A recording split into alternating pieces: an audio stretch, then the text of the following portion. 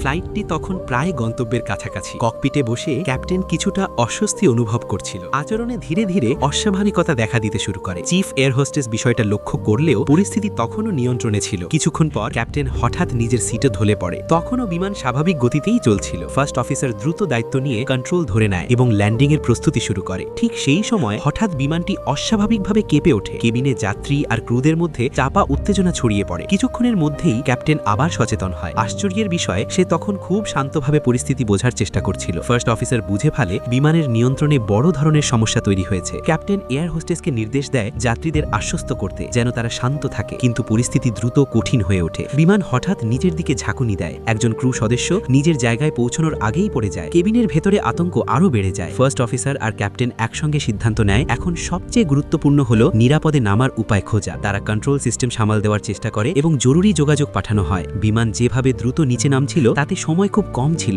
পরিস্থিতি সামাল দিতে একের পর এক কঠিন সিদ্ধান্ত নিতে হয়, কিন্তু কিছুই প্রত্যাশা মতো কাজ করছিল না। এক পর্যায়ে বিমান প্রায় নিয়ন্ত্রণের বাইরে চলে যায়। ভেতরের অবস্থা তখন সম্পূর্ণ এলোমেলো, তবুও দুজনেই শেষ চেষ্টা চালিয়ে যায়। অবশেষে সামনে একটি খোলা জায়গা চোখে পড়ে। চারপাশে তেমন কোনো বাধা নেই। ক্যাপ্টেন শেষ শক্তিটুকু ব্যবহার করে বিমানটিকে সেই দিকেই ঘোরানোর চেষ্টা করে। এখন সবকিছু নির্ভর করছে এই কয়েক সেকেন্ডের উপর।